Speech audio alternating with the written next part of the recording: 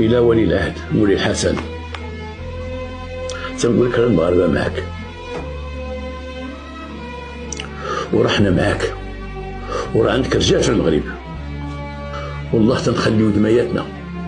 وانا ماشي بحال دوك الكذابه اللي تيقولوا من اجل الوطن نموت ونديرو. انا تنقول من اجل الوطن والله تنموت. انا مخزاني حتى النخاع، احب من احب وكاره من كاره.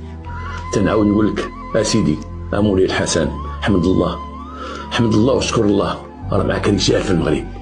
والله الا معك رجال، ماشي رجال يعني بها ناس كبار في الجيش او ناس كبار في الدوله او لا، راك الشعب قوه الشعب اقوى من اي حاجه.